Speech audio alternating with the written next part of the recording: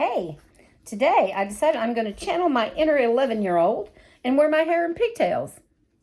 Do pigtails make me look 11? You don't have to say. I know. Anyway, we're going to read Mandy Chapter 7. We're still in the springtime. I didn't realize till just a few minutes ago it starts all over when we get to the summer. This is going to be cool, isn't it? Okay, Chapter 7. Mandy knew that she must get her plants bedded out by the end of the day or they would suffer. She looked upon them as her children. They were her responsibility. Only she could give them care and nourishment. Without her, they would die. She cleared the weeds from the other flower bed under the windows. She picked up the old rake from the floor inside the house and smoothed over the earth.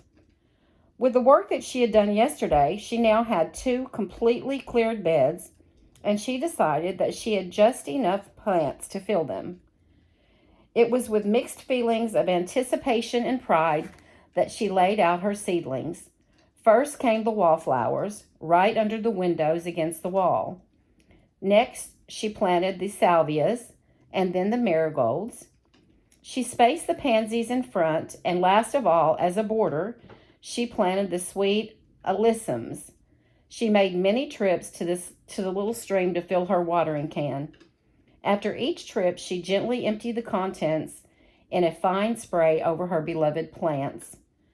When she had finished, she stood back to admire the total effect.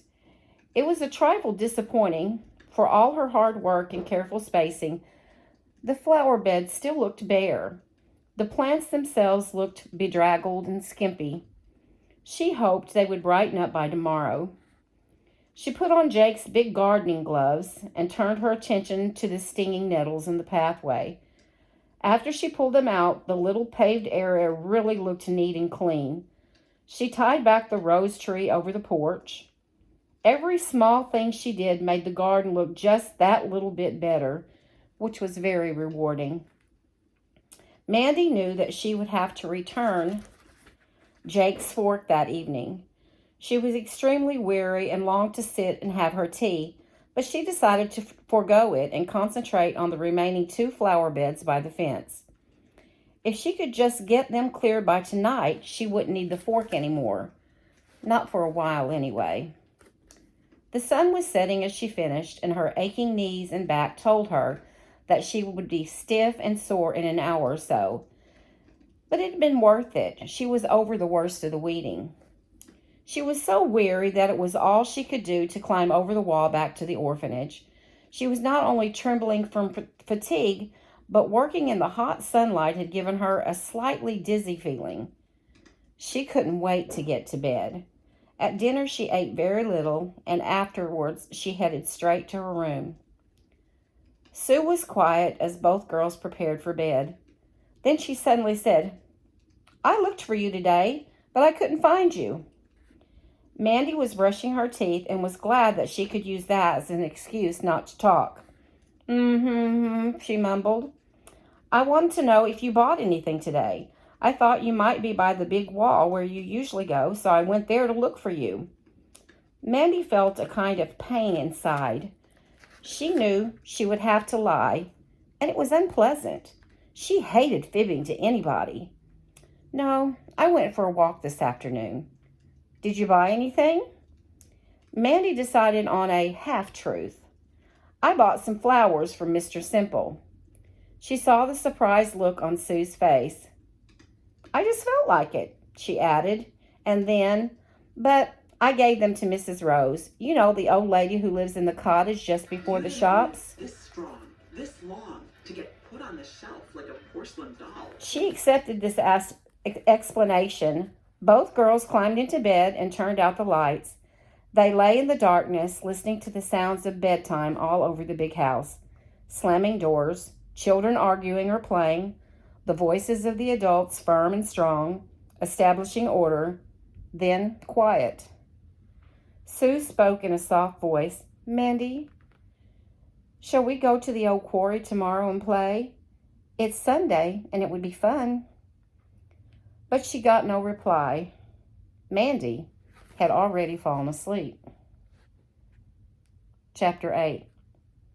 Mandy woke late the following morning. The children were clattering downstairs to breakfast when she finally opened her eyes. My gosh, it's late! Mandy sprang out of bed and then winced. Her back was stiff and sore from all the hard work yesterday.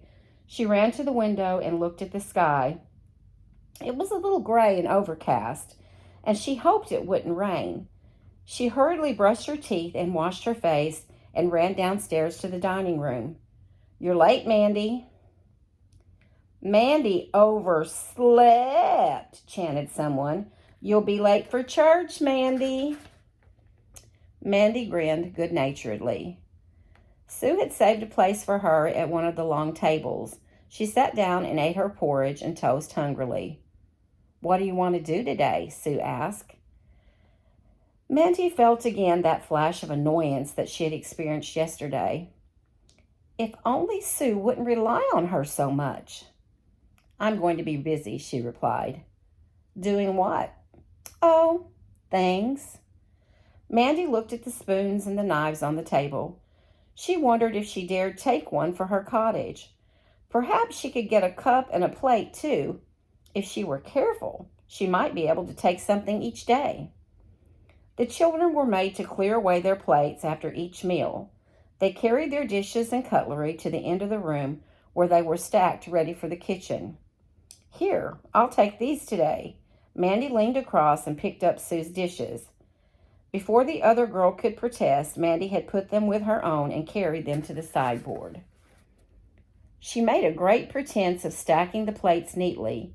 At the same time, she slid a knife into the sleeve of her blouse.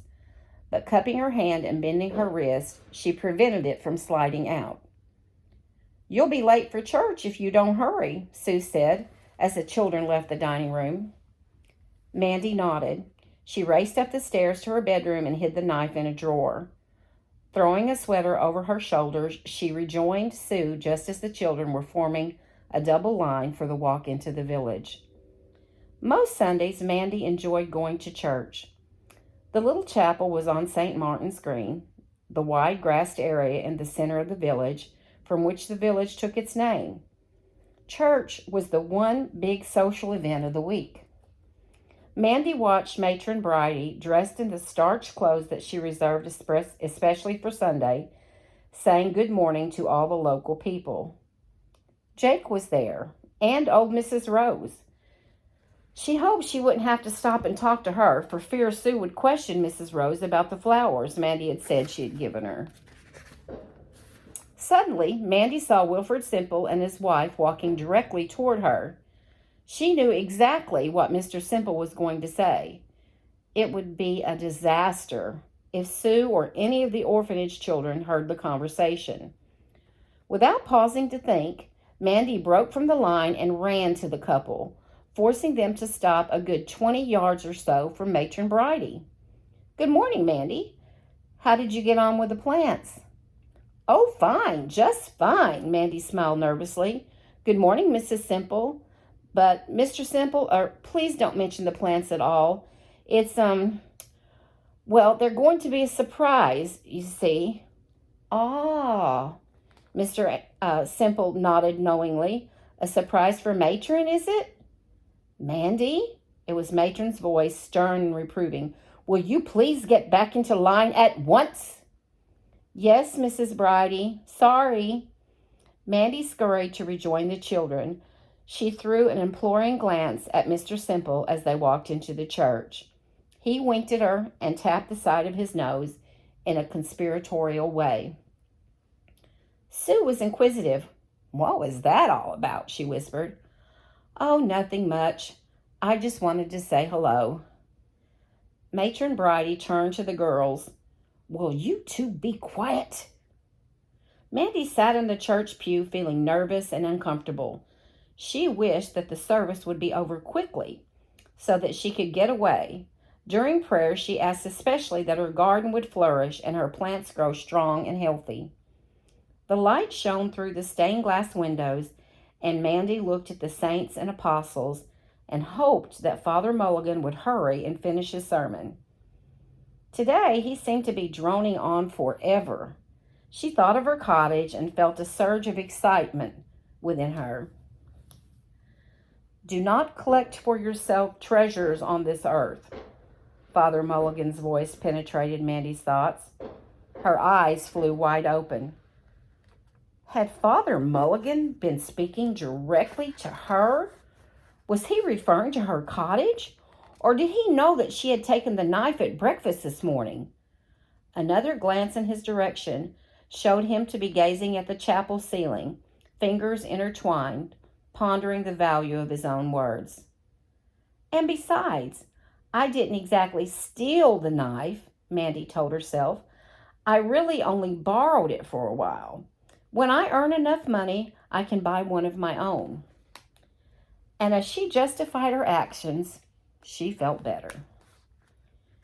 She sang the hymns in a loud, clear voice, and when the service came to an end, Mandy was first in line for the walk back to the orphanage. Once there, she managed to evade Sue and the other children. Collecting the knife from the drawer, she raced through the garden and was over the wall in an instant.